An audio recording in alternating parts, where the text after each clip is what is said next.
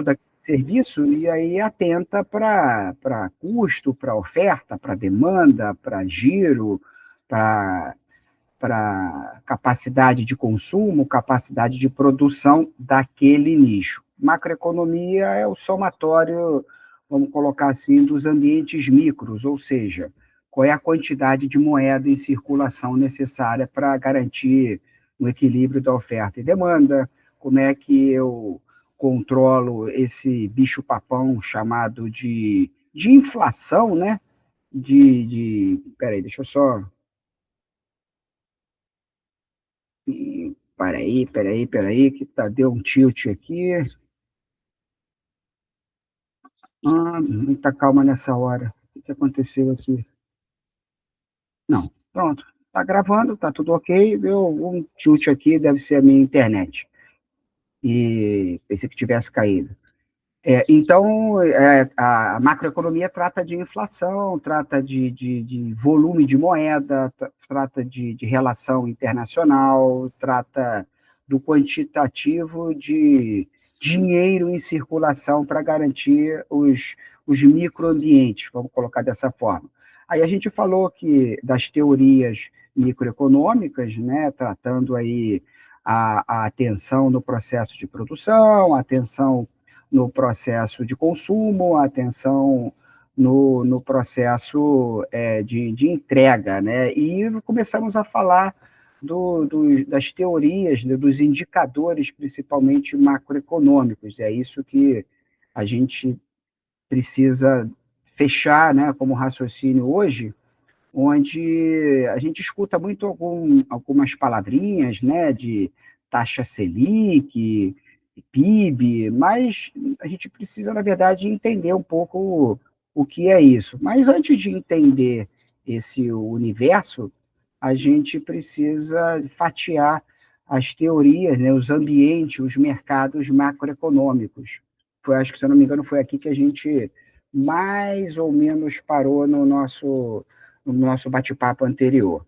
Aí eu estava me referindo a 5 grandes mercados, 5 grandes áreas que monitoram, acompanham, controlam aí essa parte da economia chamada macroeconomia. O primeiro mercado é o mercado efetivamente de bens e serviços, né?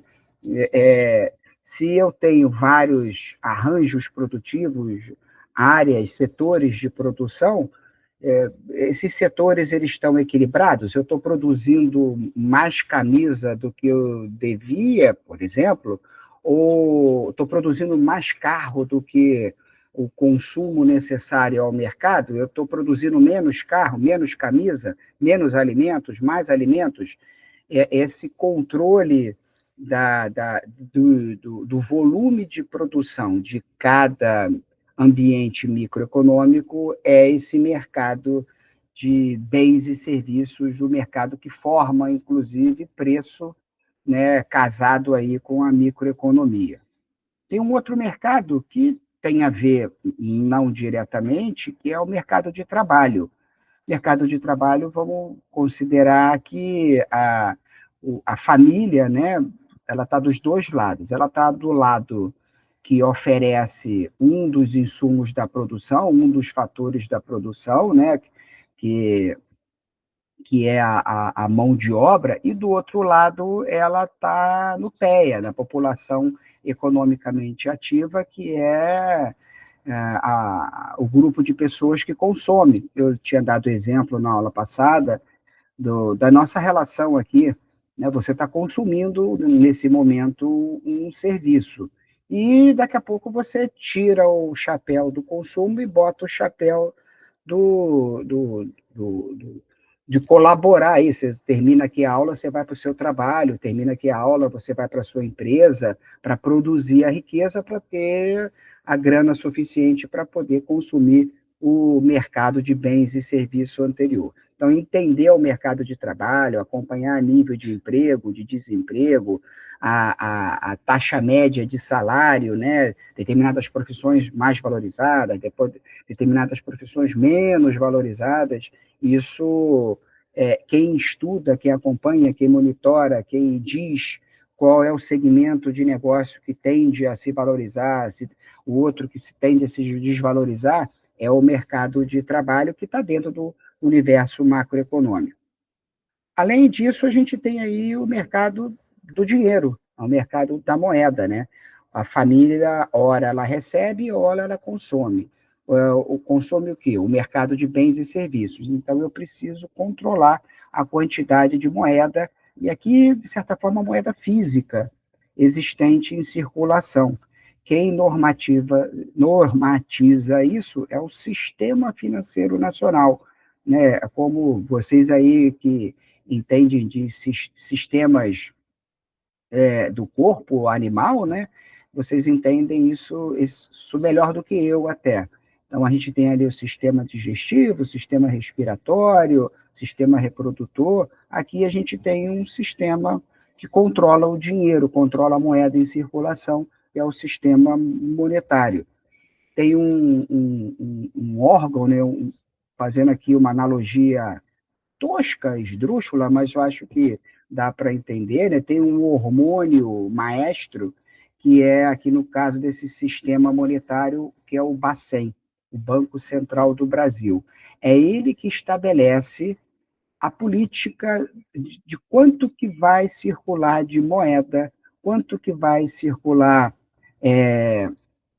de título, quanto que vai circular de dinheiro, né, na economia, de forma a permitir que o mercado de trabalho consuma o mercado de bens e serviços. Então, o sistema monetário, ele trata da moeda, da valorização da moeda em função da necessidade de exportação, a desvalorização, associado à necessidade de importação, o preço dos alimentos, dos produtos, o controle da inflação, né, que é o desequilíbrio entre oferta e demanda.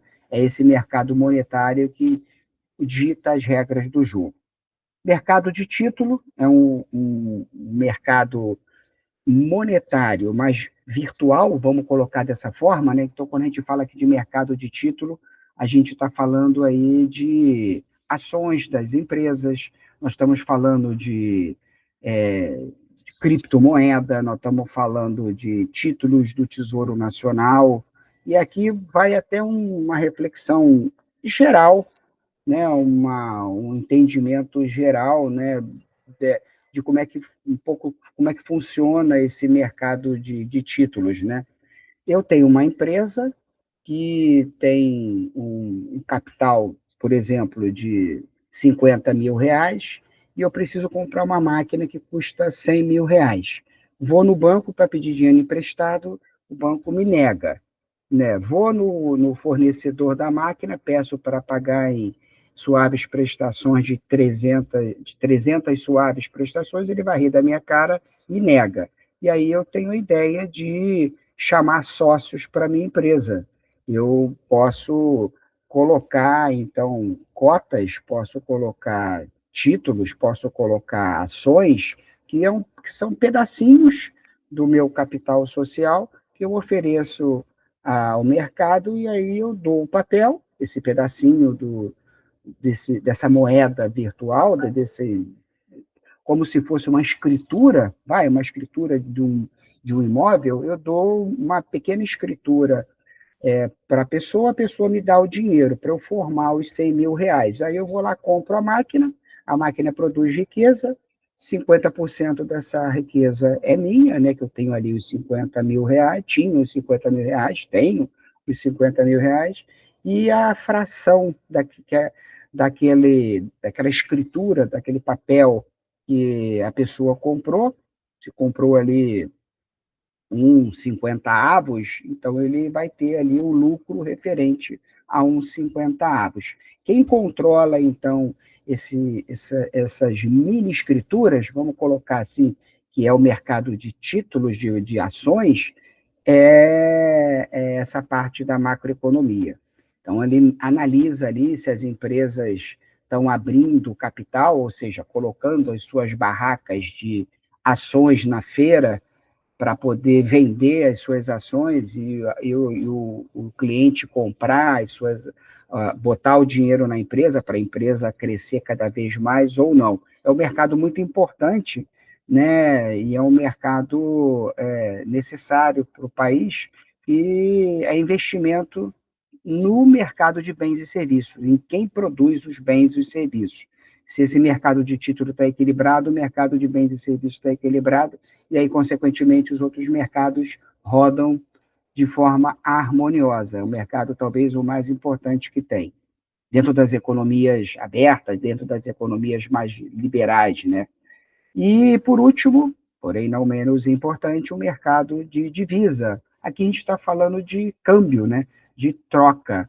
Eu tenho descambo, literalmente, né? Eu tenho aqui uma moeda e quero trocar essa moeda por outra. Eu quero viajar para o exterior, eu tenho um real. E só que o preço da passagem para a Europa é em euro. Consequentemente, então, eu preciso ter uma quantidade de euro para comprar a passagem para viajar para a Europa, por exemplo, né? Esse controle da conversão. Só que o real, no nosso caso, quem normatiza ele é o mercado monetário. Normatiza baseado no mercado de trabalho, de bens e de títulos. Então, se esses mercados estão equilibrados, consequentemente, o real vai estar equilibrado. E na hora que eu for comprar passagem aérea na Europa, eu vou trocar 6 por meia dúzia.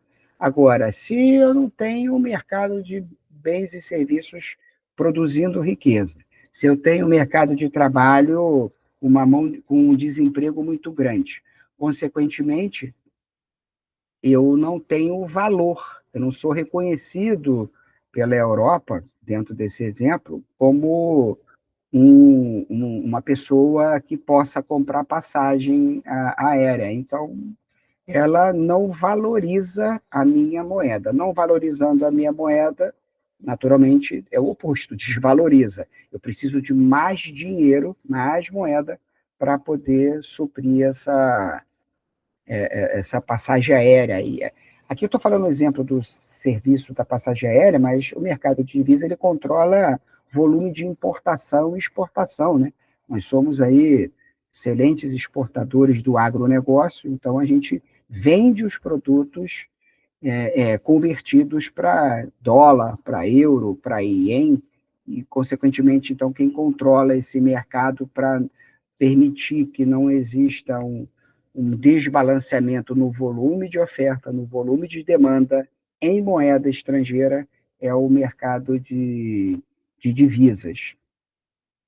E se a gente for dar um zoom, né, qual é a relação desse mercado da macroeconomia, com a economia como um todo, né, vamos dizer assim, com o agronegócio, que é um pouco aqui da atividade produtiva aqui do nosso interesse, a gente tem uma posição de destaque, eu não preciso ficar repetindo isso, né, porque isso é veiculado em tudo quanto é noticiário. Hoje, 25% de toda a nossa capacidade de produção de riqueza, de fazer dinheiro, vamos colocar assim, está associado ao agronegócio. Então, 25, 21%, 25% do nosso PIB, Produto Interno Bruto. O que é o produto? Produto é aquele mercado de bens e serviços. Interno, o que a gente produz. Bruto é o que a gente tem ali livre de imposto, livre de tarifa, livre de despesa, livre de gasto. Então, tudo que a gente produz internamente, né, como se fosse o seu salário bruto, o meu salário bruto, o salário bruto da outra pessoa, a gente soma, a gente tem um montante. Esse montante é importante como um sinalizador. Né? Claro que cada um tem uma vida, cada um tem uma despesa, cada um tem um gasto, cada um tem um ritmo, mas eu só posso medir o volume de gastos se eu medir primeiro o volume do dinheiro que entra, e é o PIB que traz isso para a gente. O Brasil tem aí uma combinação de fatores importantes, né? Uma concentração grande de mão de obra consumidora, E por isso que nós somos aí um dos grandes mercados de consumo de banda de internet, de consumo de carro, de consumo não, não vou nem falar alimento, né, de consumo de produtos industrializados, de telefone, né, de uma maneira geral, porque a gente está ali concentrado e a gente tem ali um volume de demanda grande por parte das empresas. Então, isso é o diferencial. A gente tem ali mais do que 30 milhões de hectares de área produtiva, né, que possa receber a cultura da agricultura, e isso a gente conta nos dedos, né, os países que efetivamente têm essa capacidade. Temos aí uma economia forte, já foi o melhor, né, peronomútil, mas de qualquer forma é uma das 15 mais fortes do mundo, e isso faz com que, quando você sente à mesa para comprar, para vender, para negociar, você tenha um certo ar de respeito, né? Manda quem pode, obedece quem tem juízo. E só para ilustrar isso que eu estou colocando, né, um gráfico aqui que é um boca de jacaré positiva, né? Porque geralmente a boca de jacaré é sempre negativa, né? Mas esse gráfico de boca de jacaré ele é positivo. Positivo porque aqui a gente tem um histórico desde da década de 70, né, até os dias atuais, né, 27, aqui antes de, de 27, não, 17, desculpa, antes de Covid, enfim, a gente, que aí isso desequilibrou um pouco o gráfico, mas se a gente for observar aqui, a área plantada, ela se mantém no nosso país.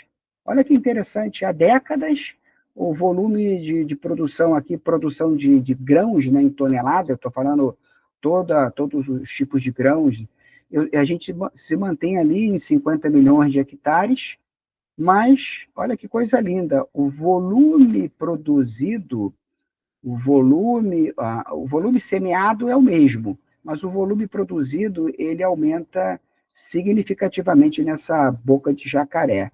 Isso caracteriza tecnologia de investimento, é, conhecimento de investimento, políticas de financiamento, políticas de incentivo, políticas de controle de produção, de qualidade de produção.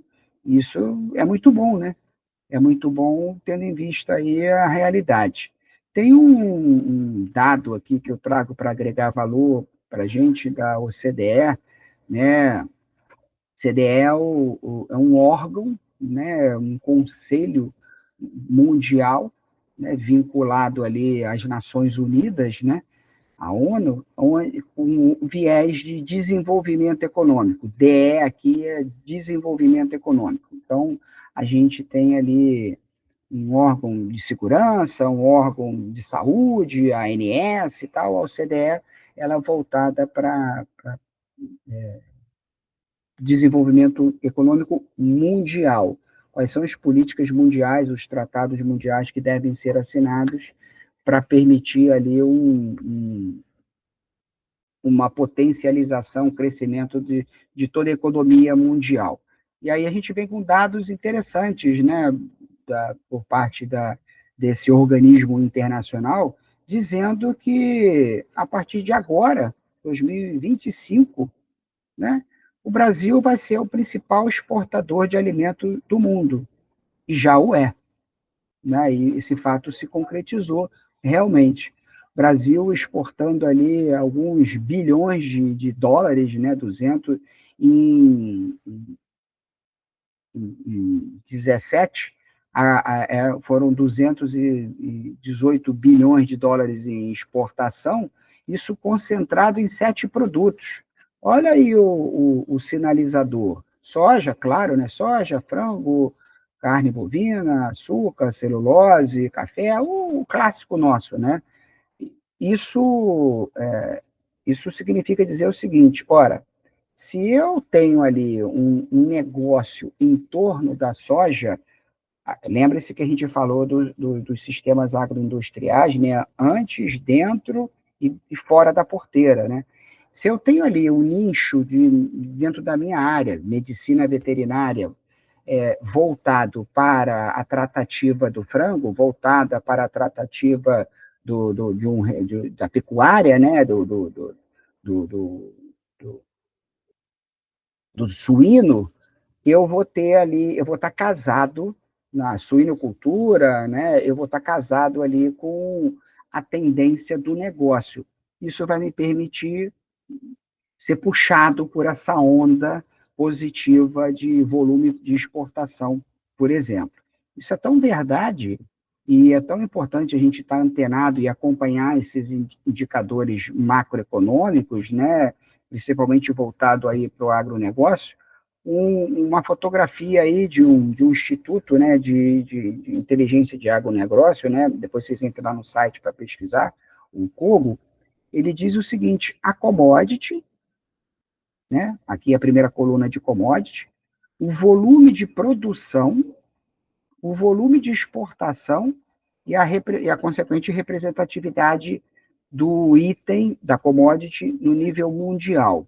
Aí vamos pegar aqui o mais bonito, né? O bonitão aqui da parada, que é o suco de laranja. Hoje, nós somos os maiores produtores de suco de laranja do planeta, somos os maiores exportadores de suco de laranja do planeta e o planeta consome 75%, vou repetir, né? Aqui, ó, dado na tela, 75% de todo o suco de laranja consumido no planeta é Brasil, Zil, Zil. O que isso significa dizer? Pô, esse é orgulho, né? Pô, é motivo de orgulho? Sim, é motivo de orgulho, mas vamos traduzir isso em oportunidade. Se eu foco, se eu me estabeleço, a galera aí próximo a São Paulo, próximo a Limeira, né, que é a cidade, o município nacional, o maior produtor de laranja do Brasil, está lá em Limeira, por isso do nome. Se eu estabeleço o meu consultório veterinário, se eu me estabeleço ali a minha consultoria de desenvolvimento genético, se eu me estabeleço ali como a minha pet shop, em Limeira, eu vou estar colado, eu vou estar ali associado dentro daquele arranjo microeconômico que vai me permitir me jogar para cima. Então, a leitura é essa. E o resto aqui, depois vocês leem com calma, veem com calma, a gente bate recorde em tudo, né? Soja, milho, café, tudo, toda commodity, Brasil, Zil, Zil, tanto de produção quanto de exportação. O que que isso significa de dizer, Douglas, de valor agregado, né? O que que eu ganho com isso? Qual é a vantagem que eu tenho com relação a essa questão? Primeiro, ganho competitivo, né? Eu já falei. E segundo, se nós somos os maiores produtores e exportadores de commodity do mundo, o que o mundo precisa? O mundo precisa, pesquisa também da OCDE, associado aí o levantamento do censo, né, do agronegócio último realizado. O mundo precisa de alimento, fibra e energia. Fibra aqui subentende-se vestuário, tá? Assim, de uma maneira geral, todo tipo de fibra, né? Mas aqui, palavrinhas que não dizem nada para a gente, né? Alimento, vestuário e energia. Ora, alimento, vestuário e energia, né? Principalmente aqui a gente tem aí no dever de casa grande com relação à energia sustentável, mas nós somos pioneiros em energia verde. A gente aproveita mal isso, é verdade, né? As políticas macroeconômicas aí de investimento em energia sustentável, de incentivo, ainda são muito incipientes, mas em alimento e fibra para vestuário, para bens de consumo, né, não durável, nós somos pioneiros nesse sentido. E isso é muito bom, né? Se a gente for falar de pecuária, nem se fala, né? A pecuária é o maior rebanho do mundo. Tem uns dados aqui, isso aqui é só dados de curiosidade, tá? Depois você lê com calma, mas o que me chamou a atenção nessa pesquisa que eu fiz aí para compartilhar com vocês é isso aqui, ó. O nosso rebanho ele vem dobrando ao longo das últimas décadas, né? A mesma coisa, a mesma quantidade de pasto, porém a capacidade de produção crescendo exponencialmente. E aqui o que me chamou a atenção é o volume de carne TEC. O que é essa carne TEC, né, Douglas? Aqui está aqui, ó. Produção de carne, 10 milhões de toneladas de carne TEC. A carne TEC é a carne de laboratório, é a carne feita ali, carne de capital, o C aqui de capital. Não é a cabeça de gado no pasto ali, consumindo hectare, consumindo espaço, né, e trazendo consequências ali, é, é, consequências não, eu digo consequência mesmo, a palavra é consequência, né, no que diz respeito ao meio ambiente.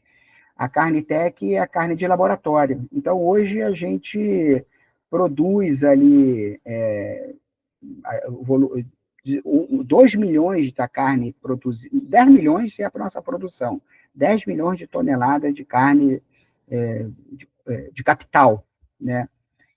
E desses 10 milhões, a gente tem ali 2 milhões de exportação e já 8 milhões comercializada no mercado interno. Isso reduz custo de produção, reduzindo o custo de produção. Ah, mas que carne é essa, Douglas? É carne de laboratório, então, com alta tecnologia, recebendo as enzimas ali, recebendo bactéria, né? Eu não entendo disso, né? Depois a gente pode até pesquisar junto, né? Fica aí a reflexão para vocês, para agregar valor e oportunidade de negócio a vocês. Quem é pioneiro e está produzindo a carne tech é a JBS, né? O grupo JBS não poderia ser diferente, né? Por isso que a gente fica brincando aí, teve até a confusão há uns anos atrás da carne de papelão, né? Que foi descoberto papelão na linguiça, na salsicha lá da Friboi, enfim, aquela confusão toda que teve. Não estou dizendo que é com relação a isso, mas um dado que me surpreendeu bastante é o crescimento, né, desse volume de produção da carne tech. A gente já está em 10 milhões, sendo que 8 milhões sendo consumido no mercado interno.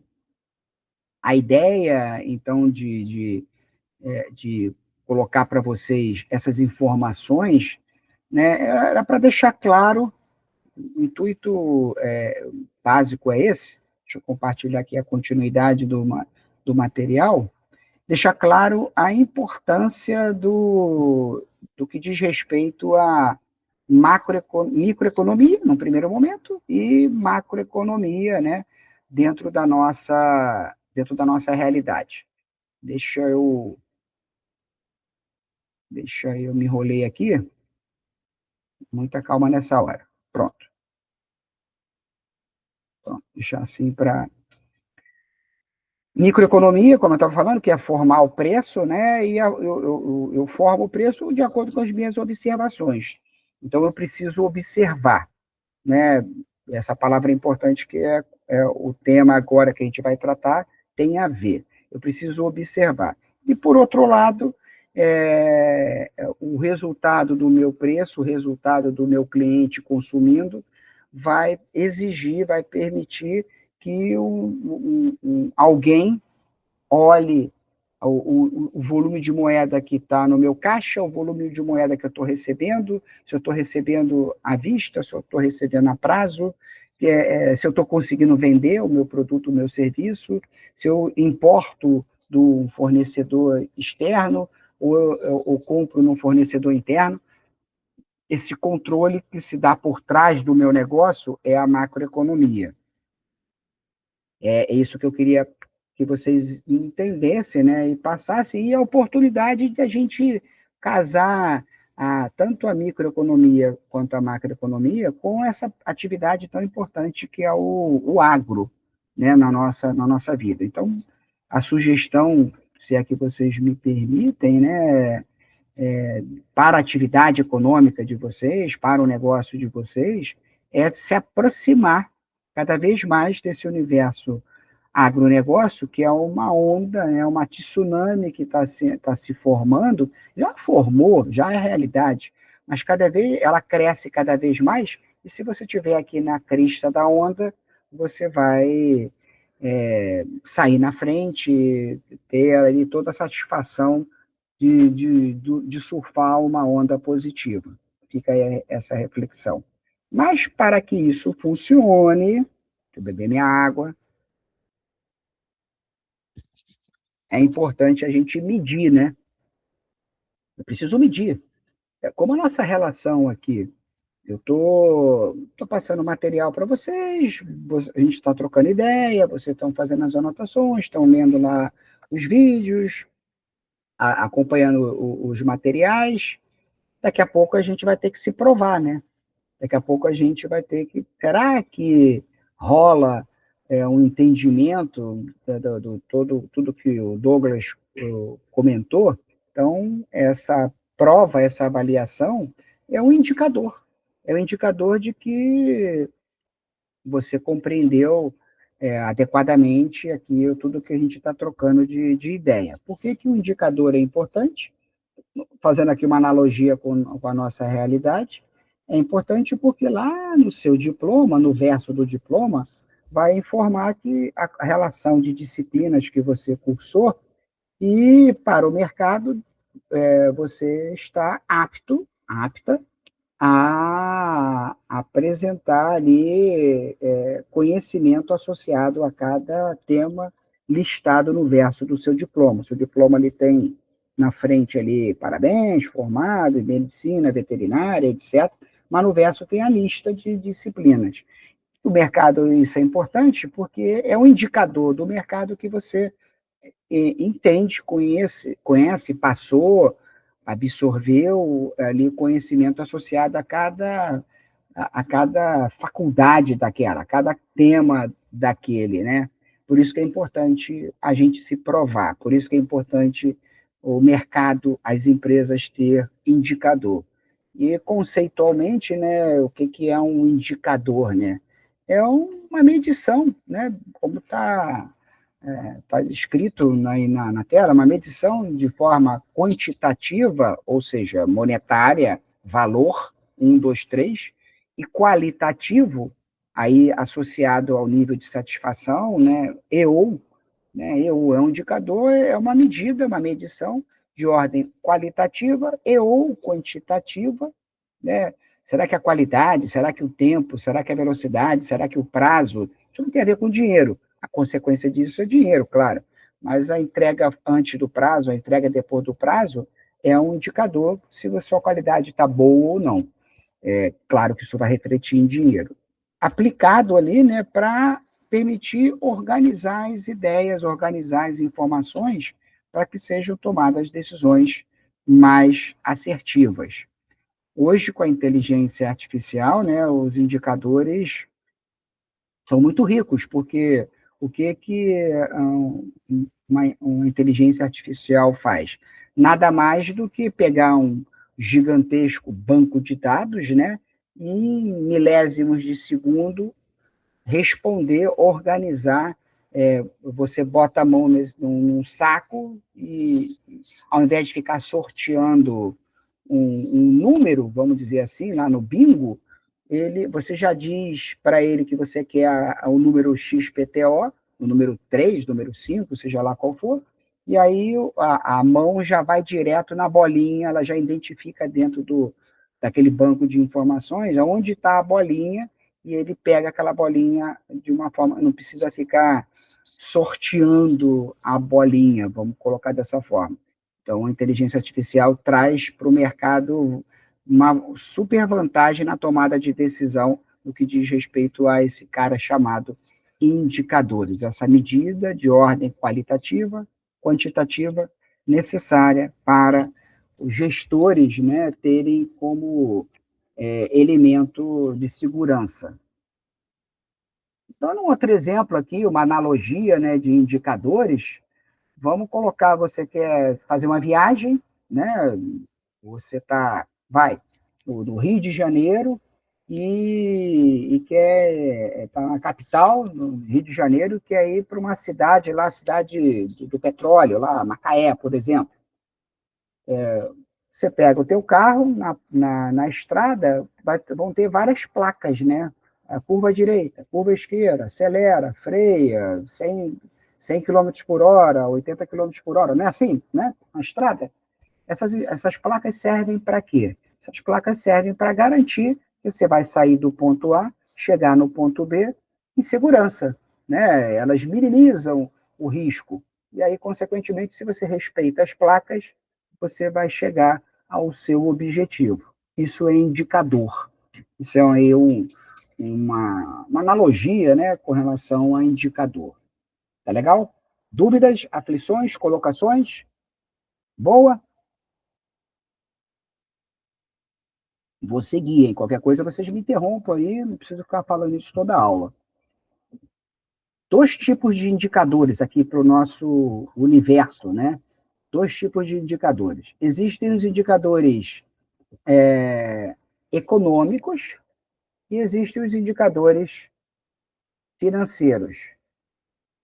Indicadores econômicos, eles têm um olhar. Indicador financeiro, ele tem outro olhar. Eu queria escutar aí de vocês, quem puder abrir o microfone, para sinalizar o que significa a palavra econômico, né? A gente está falando aqui de um dos temas da nossa matéria, economia, né? Então, o que significa? A gente lê no jornal, vê no aplicativo, a todo momento, a situação econômica do país está boa, a situação econômica do país está mal, a situação econômica financeira, né? A situação financeira da empresa está boa, a situação financeira da empresa está mal.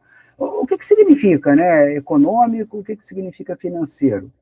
Eu queria entender isso melhor. Me ajudem aí. Hein? Um de cada vez, se não me confundo aqui com as respostas. Opa, obrigado aí. Quem? Ô, Rogério. O Douglas, meu xará. Opa, muito bem-vindo, muito bem-vindo. Professor, está me ouvindo? Estou ouvindo, perfeitamente, ótimo. Vamos lá, então.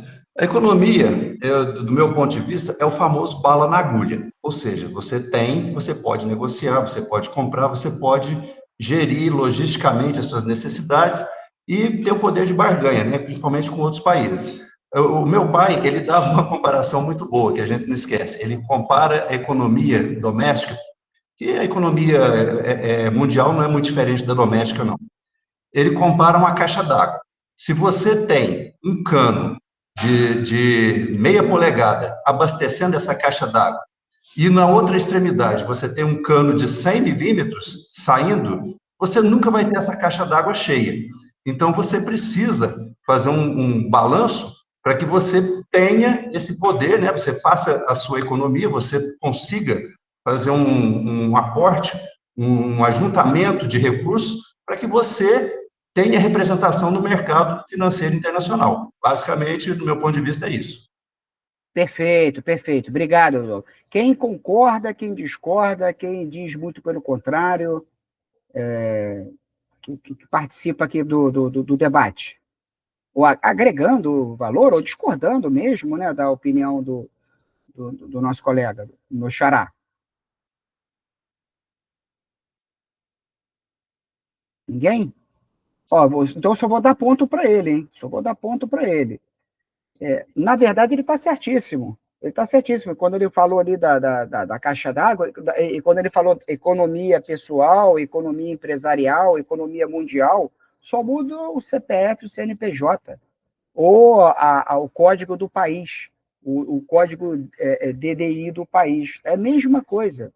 E é por isso da importância do controle financeiro pessoal, da economia pessoal, né, da educação financeira, que a gente sempre fala, a gente sempre deixa cada vez mais claro. Pena que são poucas as escolas lá da base que trabalham educação financeira, né? Mas isso é outro papo.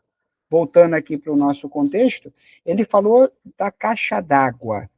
Ele falou da caixa d'água, né? Um cano fininho e um cano grosso, né? Se os canos têm que ser equilibrados, porque se o que entra é fino, o cano mais largo, mais grosso sai, vai embora, a caixa d'água nunca vai estar cheia. A analogia é perfeita. Quando a gente fala, então, de indicador econômico, a gente está falando da água dentro da caixa d'água, ou seja, da capacidade que a empresa, a pessoa tem de gerir a riqueza. A riqueza. Se eu fecho as torneiras, eu consigo enxergar o volume de água que está dentro da caixa, e aí eu vou dizer se a caixa está cheia, aquela empresa, aqui eu vou falar de empresa, né, para facilitar, aquela empresa ela tem uma capacidade econômica de riqueza, de água, ela está abastecida ou não. Então, toda vez que a gente lê, escutar, ver indicador econômico, né, posição econômica, situação econômica, diz respeito à capacidade que aquela empresa tem de produzir riqueza. Riqueza. Que não necessariamente uma coisa está ligada à outra, claro. Né? Os canos que ele citou estão conectados. Se os canos estiverem desregulados, você não vai produzir riqueza. Mas uma coisa é gerir a água, outra coisa é gerir os canos. Quando a gente fala nessa analogia de gerir os canos, a gente está falando do comportamento financeiro. Como assim, Douglas? Facilita aí o entendimento, a capacidade que você tem de controlar o volume do dinheiro que entra e o volume do dinheiro que sai. Eu estou falando aqui de fluxo de caixa, né? Aquela tradicional planilha que nós temos, né, ou deveríamos ter, onde você elenca todo o dinheiro que entra, o teu salário, o teu faturamento da empresa, a doação, o financiamento, seja lá o que for de um lado, e do outro lado, todas as suas despesas ali, despesas inerentes a despesas administrativas, corriqueiras, as despesas de insumos da produção, as despesas de juros do financiamento que você pegou. Então, controlar o dinheiro que entra e o dinheiro que sai, a gente está falando de indicador econômico. Então, quando a gente lê no jornal, a situação econômica financeira está boa, significa dizer que aquela empresa ela tem a torneira de 50 milímetros de um lado e de 50 milímetros do outro. E aí ela abre e fecha para manter a capacidade de riqueza, a água, equilibrada ali dentro. Se você tem a torneira de entrada pequena e não tem torneira de saída, para que você só acumular riqueza se você não consome? Se você vai virar tio Patinhas, né?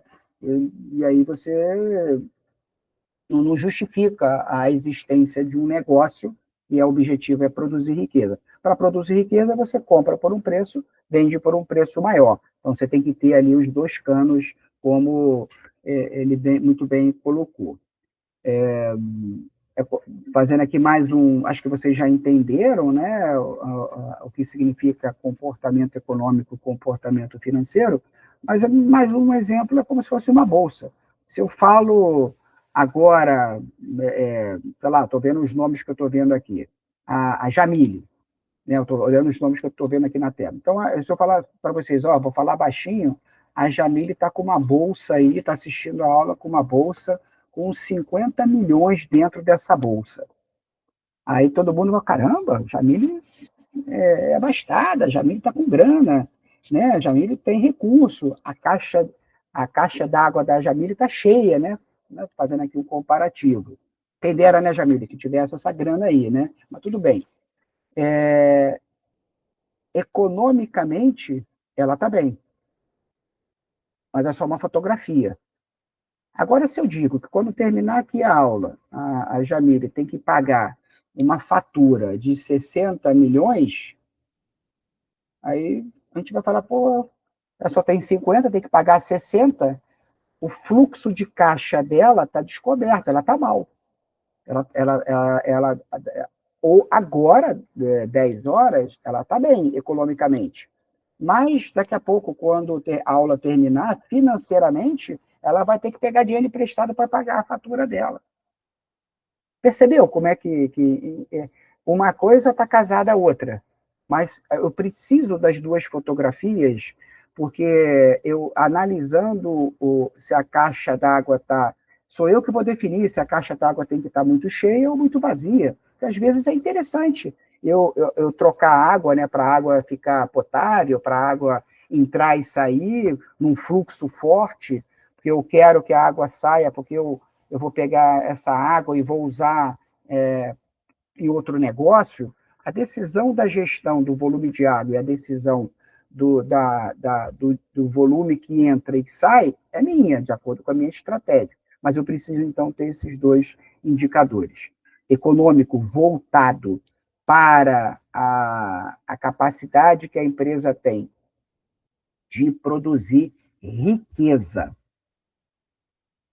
Dentro do ambiente econômico, né, acho que vocês já entenderam o exemplo da Caixa Brigado aí, que foi perfeito, o exemplo da Bolsa, que eu tentei agregar valor, né, falando a mesma coisa, o comportamento da riqueza. E como é que, dentro da macroeconomia, né, dentro do ambiente econômico, da ciência econômica, que controla a produção, controla as famílias que trabalham e que consomem, controla ali a moeda, controla as divisas, controla o preço, misturando aqui micro com macroeconomia, quais são os indicadores principais que existem? É importante a gente entender, porque se a gente, dentro do nosso mundinho, o mundinho aqui me permite utilizar essa palavra, né, no diminutivo, mas não no sentido pejorativo, no sentido mundinho da educação, mundinho do comércio, mundinho ali da indústria, né? Isso é o mundinho, porque educação de quê? Educação superior ou educação básica? Ou educação de línguas? Né? A gente vai se fechando cada vez mais naquele ciclo, naquele arranjo, que eu chamo de arranjo produtivo, né? No que diz respeito. Eu preciso, então, olhar o que está rolando em volta para compatibilizar a minha realidade a esse cenário. Não adianta eu ir contra a manada, né? Eu não posso seguir também a manada, eu tenho que tomar minhas decisões de forma segura. Mas se todo mundo está indo para o precipício, eu não posso ir para o precipício. Ou se eu tiver que ir, eu vou num passo mais devagar para ser o último a pular, vamos dizer assim. Então é importante a gente entender esses indicadores econômicos. Quais são esses indicadores, Douglas? Eu estou falando aqui separei aqui para... São vários indicadores, né, mas eu separei aqui os principais para a gente debater em cima da nossa necessidade, né? Produto Interno Bruto, taxa Selic, que a gente escuta, taxa Selic, IPCA, né? A gente escuta muito esse negócio, nem sei o que é isso, IPCA, e GPM, o que significa esse negócio de GPM, e INPC. Então, eu assinei um contrato outro dia, considerando a variação do INPC, né, a fração do INPC, nem sei o que é isso, e o dólar, né, a flutuação da moeda estrangeira, e no caso aqui, nossa economia, né, economia ocidental, por enquanto, está toda ela pendurada, lastreada, associada aí ao dólar. Então, Se a gente entende um pouquinho o que significa esses indicadores, a gente já sabe que são indicadores econômicos, mede ali o volume de água dentro da caixa, mas cada um deles tem se eu for pegar aqui uma amostra da água e levar lá para o laboratório, vão ter vários resultados, né, da qualidade daquela água. É a mesma coisa que a gente está falando aqui. PIB, né, esse produto interno bruto, eu acho que eu já tinha dado o spoiler, né, ao longo da aula. O que significa esse PIB? Ele basicamente está associado à capacidade que a gente tem de produzir receita. Então, eu pego a receita da sua empresa, a receita da outra empresa, somo todas essas capacidades produtivas e anoto um número. Olho para o meu vizinho, né? Argentina, Uruguai, Estados Unidos, Canadá, olho para o meu vizinho e falo assim, quanto que você tem quanto que você produz aí? Eu produzo 25% do que eu produzo aqui vem do agronegócio. E você? Aí, a colega de primário lá, né, de ensino fundamental, né? Você fez as questões da prova? O coleguinha, aí eu não fiz, não. Aí você vai lá, zoa ele e se diz mais forte, mais inteligente do que ele. Né? A criança não tem muito dessa brincadeira. Aqui o conceito é exatamente o mesmo. Então, eu digo que eu produzo muito, eu digo que eu tenho muita riqueza, e na hora que eu olho para o coleguinha do lado, eu vejo que ele tem uma produção de riqueza menor. Na hora que eu for comprar dele, a criança negocia a bala, o pirulito e o picolé, né? Aqui a gente está negociando commodity. Então, na hora que eu vou comprar dele a commodity ou vou vender para ele a commodity, eu vou ter um poder de estabelecer meu preço melhor do que ele. Aqui eu estou falando do mais fraco, né? Agora, quando eu olho para cima e vejo que alguém é mais forte do que eu, quem vai meio que ditar o preço da commodity no mercado, quem vai negociar ali se vai ter desconto, se não vai ter desconto, se vai pagar a prazo ou à vista, é o cara mais forte. Por isso da importância da gente acompanhar o PIB, né, o nosso Produto Interno Bruto. Quem é que diz, Douglas, você pode me perguntar, o PIB, né? Quem é que sinaliza esse indicador? É um indicador, é uma fração, né, um percentual comparativo. Quem é que diz isso? A macroeconomia que diz isso, considerando aí a divulgação através do xerife do mercado, que é o Banco Central, né, Banco Central do Brasil, ele que é o responsável por publicar através do IBGE, através de todos os órgãos informativos que compilam as informações, mas é ele que produz a informação e demanda. Tem um boletim, acho que daqui a pouco, se a gente não falar hoje, na próxima aula a gente trata, né? É o Boletim Focus. É um boletim muito interessante. A leitura, eu acho que vocês já podem lá bisbilhotar, né? Acho que eu passo aqui nesse material, tem um link lá do Boletim Focus, é um apanhado de todas as informações, de todos os indicadores, não só o PIB, né? Tem vários indicadores, esses que a gente está tratando aqui e outros mais, justificando tendências, projeções, porque hoje é o nosso presente, mas eu preciso saber onde que eu vou estar daqui a 5 anos, ou onde que eu vou estar daqui a 10 anos, né? Eu preciso me preparar para o meu futuro. As empresas precisam se preparar para o futuro, né? E esse boletim é muito rico porque ele é uma tendência muito forte do mercado. Produto Interno Bruto. Deixa eu falar também aqui desse cara aqui, né? Essa taxa especial de liquidação e guarda, custódia, Selic é uma sigla, né? Sistema Especial de Liquidação. Liquidação é tomar lá da cá, né? E guarda. Custódia é guarda, né? Guarda para a gente negociar no futuro. para eu te cobrar no futuro, ou para eu te pagar no futuro. Então, fica guardado no cofre, fica custodiado no cofre.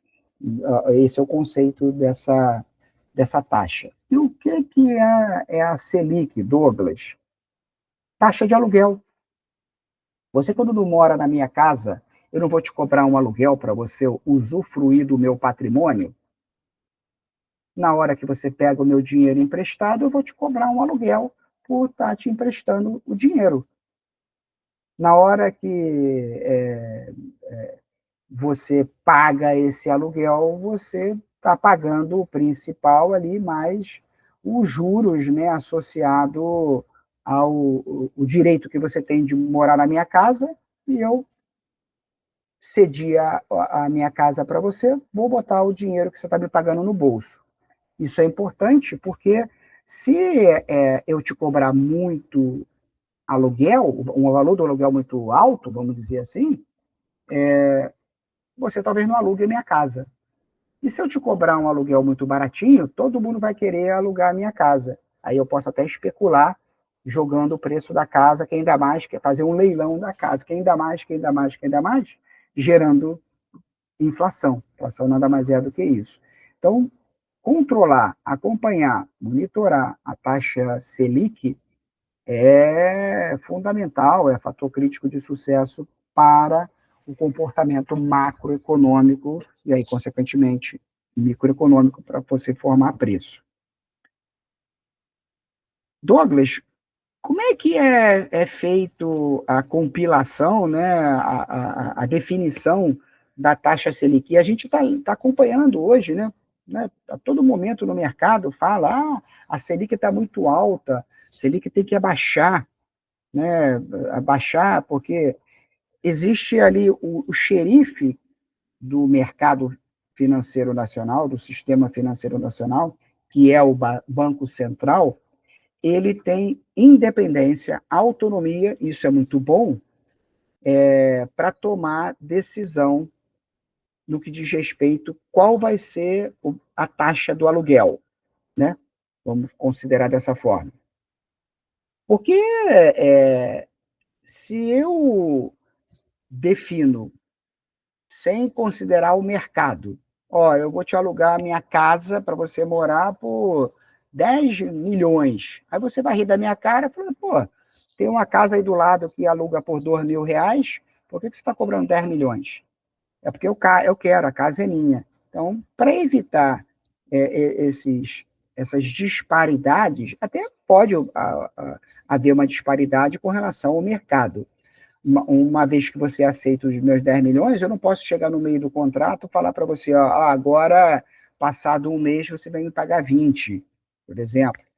Isso fere a política de controle, né, do mercado ali condominial, mercado imobiliário, etc, etc. Para evitar isso, então o Banco Central olha o teu bolso, olha a quantidade de apartamentos, de casa disponível e faz uma ponderação, faz uma média para definir a taxa.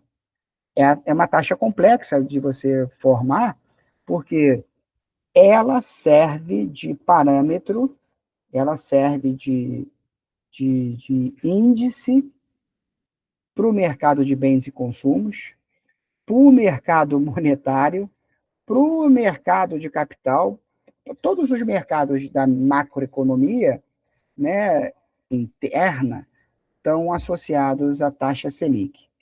Hoje, a gente vive uma realidade no nosso país onde o executivo fica reclamando, né? A gente vê isso nos veículos de comunicação, que a taxa Selic está muito alta. Se a taxa Selic está muito alta, o que isso significa dizer? Significa dizer que eu não vou pegar dinheiro emprestado, eu não vou comprar bem, não vou comprar serviço, porque eu não tenho dinheiro à vista. E se eu for pagar financiado, eu vou pagar uns juros muito caros por isso, porque a taxa de juros está muito alta. Esse que é o pensamento. Como o governo quer fazer com que a economia rode, né, o segmento de produção e consumo aumente, né, ele reclama que a taxa de aluguel está muito alta e pede para baixar a taxa de aluguel, né? Vamos colocar dessa forma.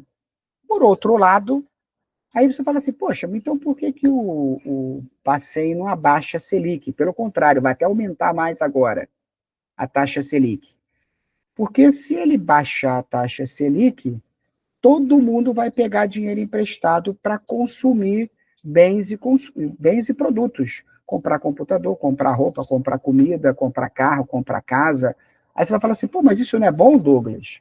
É bom. Só que quem produz a comida, quem produz a carne, quem produz a casa, quem produz a camisa, não tem capacidade produtiva para atender esse mercado.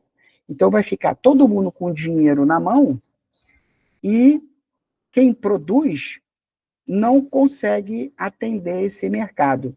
O que vai acontecer? Quem produz vai aumentar o preço para poder fazer com que elimine aqueles candidatos que não tenham muito dinheiro. Só que esse aumento de preço é um aumento fictício, porque os custos de produção não se justificam. A margem de ganho vai aumentar.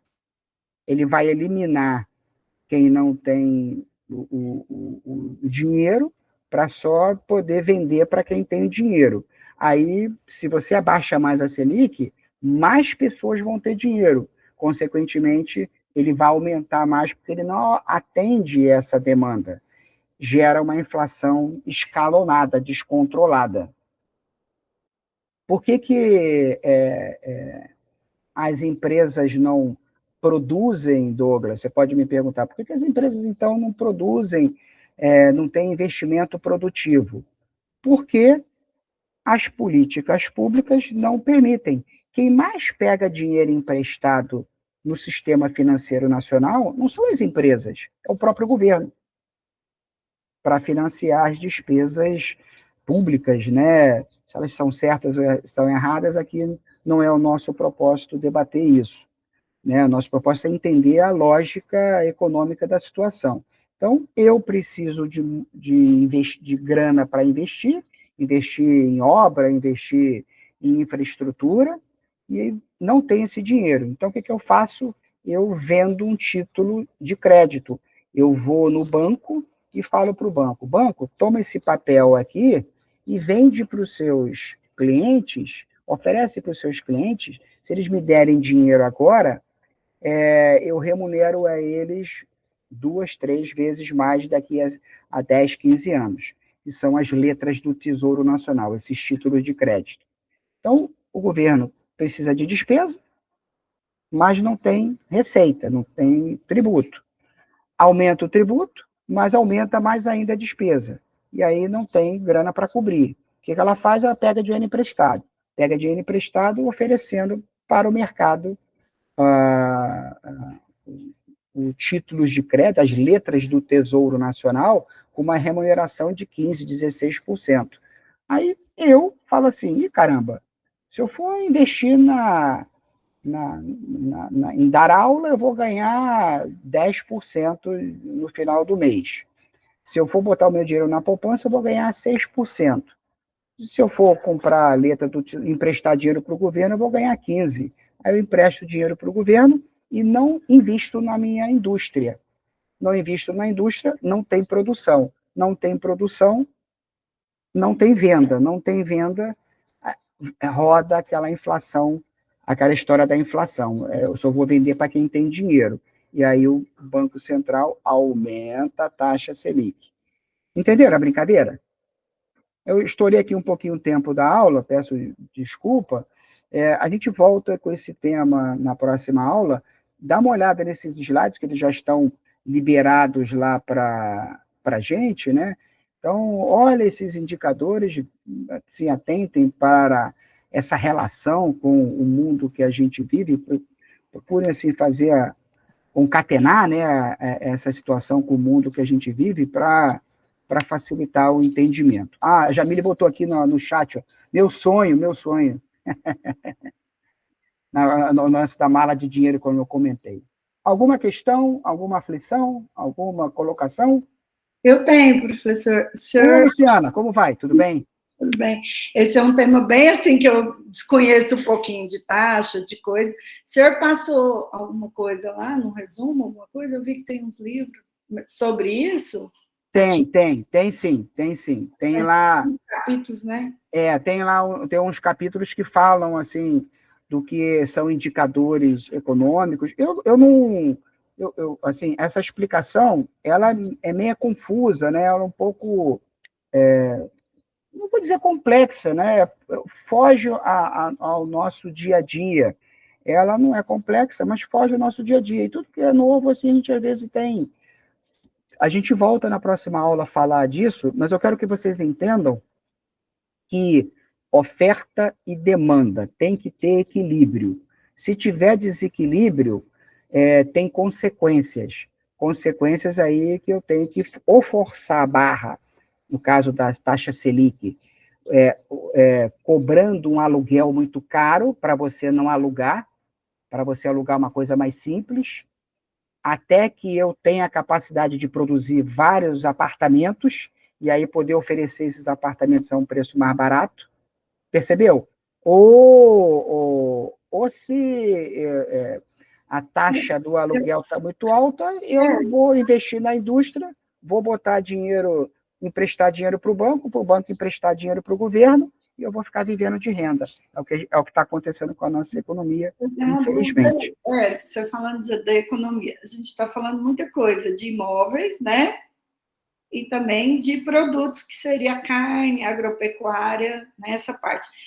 Você falou da taxa, né, de consumir mais, o valor agregado, a procura às vezes é menos, valor, mas e sempre igual a China, né, que é um grande comprador, isso não interfere também em alguns produtos? Que às vezes a gente não está consumindo aqui porque está indo. Eu ainda, sabe, essa parte internacional ainda fico... Né, esse PIB é alterado, talvez, né, e aí não influencia na nossa taxa. 100%. Eu gosto de fazer aqui uma analogia bem simplória, né? Eu moro numa casa, do lado eu tenho o meu vizinho. Não adianta eu varrer a minha calçada da casa, né? Tá tudo sujo, com as folhas, com barro. Se eu limpar a calçada da minha casa, mas o vizinho do lado não limpar a calçada dele, na hora que a pessoa estiver caminhando, vai passar no barro, na sujeira, e vai sujar novamente a frente da minha casa, né? Falando assim, para a gente entender. Então, a gente tem que viver em harmonia.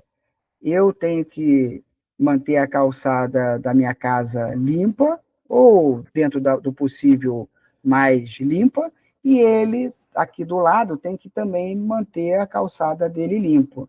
Porque se a gente, ou os dois mantêm suja, ou os dois mantêm limpo, para a gente viver em harmonia. A nossa relação com os vizinhos é assim. Na economia, é a mesma coisa. Então, quando eu tenho ali um vizinho, no caso da China, eu tenho um vizinho que compra muita coisa. Por que ele compra muita coisa? Porque aí é a política dele. Internamente, o governo chinês empresta muito dinheiro aos empresários chineses para eles comprarem muita coisa dos vizinhos, dos outros países. Então, mas por que o governo é bonzinho? Não, porque é uma política de lá, os caras não têm férias. Essa política de CLT que a gente vive aqui não existe lá. Né? A gente tem 30 dias de férias aqui no ano, e estou falando da iniciativa privada, não estou falando nem da iniciativa pública, né? Funcionário público não é uma crítica, mas tem muito mais do que 30 dias de férias. Lá eles só tem 5 dias de férias no ano. A nossa produção, a gente está aqui com uma política de trocar a escala 6 por 1 para diminuir essa produção. Lá a produção é de 12 horas por dia. E o salário? O salário não é, apesar da renda estar aumentando muito lá, aumentou muito nas últimas décadas, o salário né, ainda tem lá muita mão de obra explorada, né, dentro da política deles. Do nosso olhar, é a mão de obra explorada. Do olhar deles, não é. Então, a gente não pode se meter na casa do vizinho. O fato é que o governo lá empresta muito dinheiro para os empresários. O que os empresários fazem? Vai na casa do vizinho e sai comprando o terreno do vizinho, sai comprando o loteamento do vizinho. E isso faz com que a gente... É interessante, eu preciso de dinheiro, porque a minha economia é fraca, aquela história do forte com o fraco, eu vou exportar para ele, eu vou plantar laranja, né, a história da laranja, 75% da laranja consumida no mundo é nossa. E, na boa, se você for olhar a sua fruteira agora, de repente, nesse momento, 9, 10 horas da manhã, não tem uma laranja. Porque, mano, não tem porque eu não fui comprar, porque a feira é amanhã, tá, tudo bem. Mas assim, fazendo um conceito, você não tem laranja na sua fruteira, mas 75% do planeta tem a laranja que a gente produz. Porque ele compra em dólar. E a gente comercializa aqui em dinheiro. Então, desculpa, se alguém chegar com dinheiro na minha casa e quiser comprar o meu terreno, voltando à analogia do vizinho, e me pagar muito caro, eu vou vender meu terreno para ele. Mas aí você vai ficar sem terreno, sem área produtiva?